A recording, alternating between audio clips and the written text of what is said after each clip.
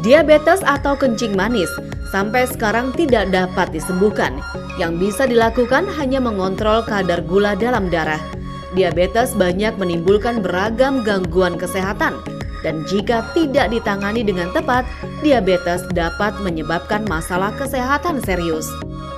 Lantas, apa saja gejala dari diabetes? Apa penyebabnya? Dr. Wismandari Wisnu, spesialis penyakit dalam konsultan metabolik, akan memaparkannya untuk Anda. Dan hadir juga Yola yang akan berbagi cerita tentang pengalamannya yang terkena diabetes sejak usia muda. Mbak Yola, kena diabetesnya dari umur berapa waktu itu? Sejak kapan? Dari umur saya 30 tahun, Dok.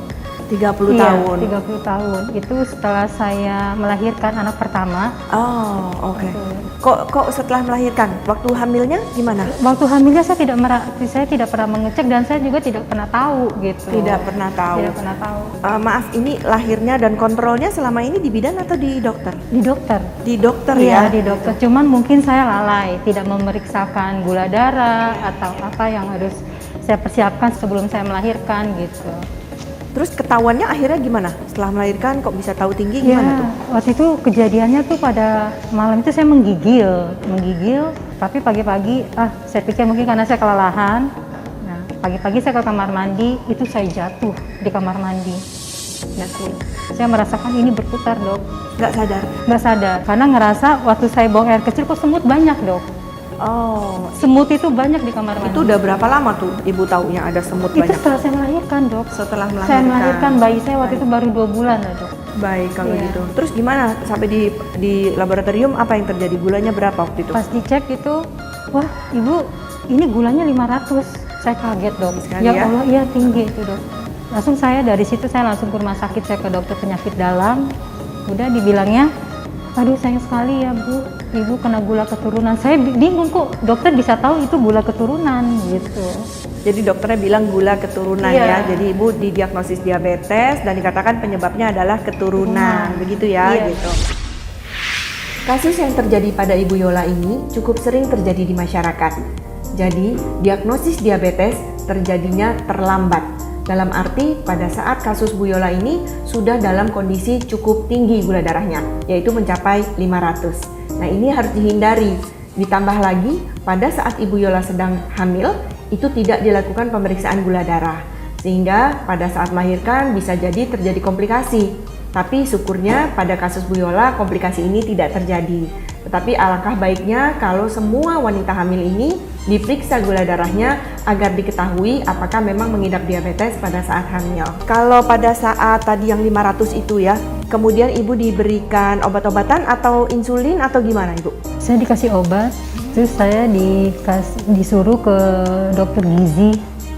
Dia terkontrol makanannya apa aja yang harus saya makan biar terkontrol gula darahnya. Baik. Terus gimana Bu, dalam beberapa bulan Ibu kontrol lagi gulanya jadi berapa? Itu saya lama ya turunnya ya, Dok. Lama itu sulit saya waktu itu, padahal saya udah diet, udah minum obat, tapi cuma sedikit yang turun. Obatnya kalau boleh tahu berapa macam Ibu?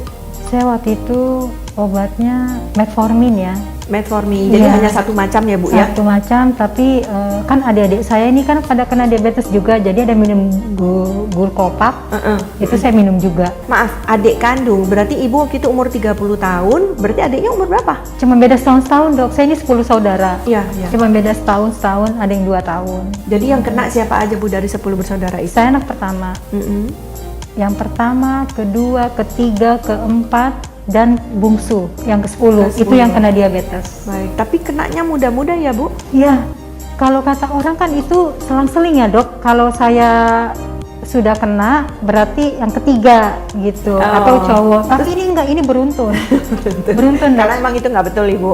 Iya. Jadi itu mitos ya? Iya, mitos. Mitos, jadi kenanya bisa yang nomor berapa aja dari saudara Iya, kandung. iya. Ada satu lagi mitos, coba mungkin saya tanya dulu nih ya. Bapak atau Ibu yang diabetes?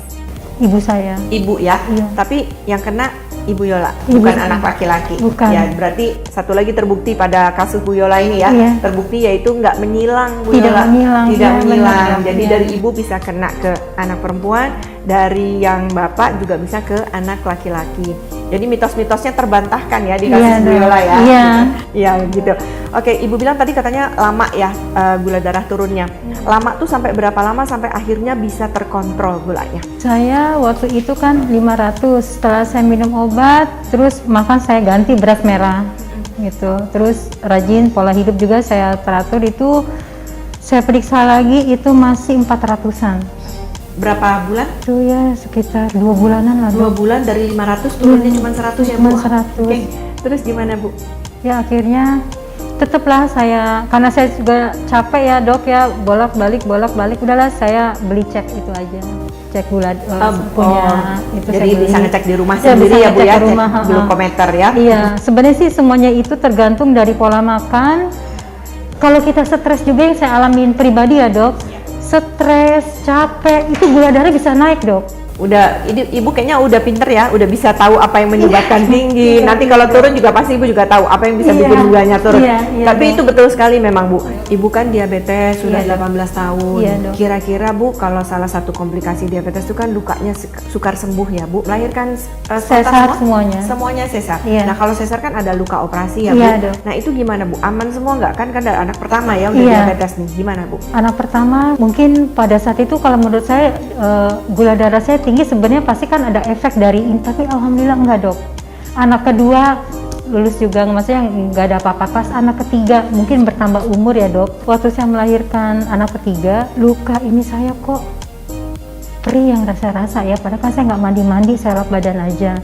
Lama-lama saya rasa, saya bicara sama suami saya, kok ini sakit ya, sakit. Pas dilihat itu jadi kayak busuk itu dok. Udah akhirnya panggil dokter ke rumah, pas dibuka dilihat itunya kebuka dok. Yang berapa bekas hari dia itu Bu? Lukanya terbuka? Itu mungkin seminggu kali dok. Seminggu ya? Iya, tanpa saya ketahui gitu. Jadi saya menahan aja rasa sakit gitu dok. Ternyata itunya sudah kebuka. Jadi lukanya nggak menutup dengan baik ya Tidak Bu ya? menutup. Pengobatannya apa Bu selama Ibu hamil?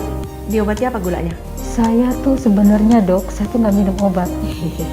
Kenapa Ibu? Karena saya takut dengan kejadian ibu saya. Oh, kenapa ibunya? Ibu saya tuh rajin minum obat, tapi kok kena ginjal dok, cuci darah. Itu yang jadi bikin saya tuh jadi takut gitu loh dok. Kira-kira Ibu belajar apa Bu dari peristiwa Ibu hamil ketiga? Ibu tidak minum obat, tidak suntik juga pasti ya? Karena obat aja nggak mau ya, apalagi suntik ya Bu gitu. Gimana Ibu? Menurut Ibu, apakah Ibu harus merubah bahwa memang Sepertinya harus rutin? ya apa sebenarnya saya harus merubah ya gitu, harus merubah pola hidup saya gitu. Nggak bisa, saya harus tetap minum obat. Jangan takut dengan yang pernah dialami ibu saya gitu. Saya nggak boleh begitu, walaupun sekali gitu saya dalam sehari itu saya minum obat tuh harusnya harus gitu. Diabetes adalah merupakan suatu penyakit kronik. Penyakit kronik yang memang sampai saat ini belum bisa disembuhkan. Karena itu, kita harus diagnosis sedini mungkin.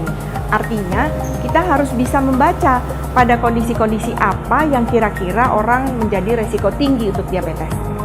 Seperti pada kasus Ibu Yola. Pada kasus Ibu Yola ini, beliau ini sebelum hamil sudah ada obesitas. Dengan obesitas, kemudian ada keturunan. Tadi ya kita dengar dari 10 bersaudara, ada 5 dari saudaranya itu mengalami diabetes juga. Jadi artinya, dia ada keturunan, kemudian ada juga resiko obesitas, ditambah sedang hamil. Beliau ini adalah resiko tinggi pada saat itu untuk dicek gula darahnya. Sayang sekali, pada saat itu beliau tidak memeriksakan gula darahnya. Sehingga pada saat itu yang diketahui diabetesnya adalah pada setelah melahirkan. Jadi setelah umur 3 bulan bayinya, barulah beliau merasakan gejala-gejalanya dan akhirnya didiagnosis sebagai diabetes. Dan sayangnya gula darah pada saat itu sudah mencapai 500. Pada kondisi Bu Yola, yang perlu kita perhatikan adalah diagnosisnya terlambat. Kemudian kita juga perhatikan yang berikutnya dari kasus Bu Yola ini yang bisa kita pelajari adalah Bu Yola tidak mendapatkan terapi yang semestinya.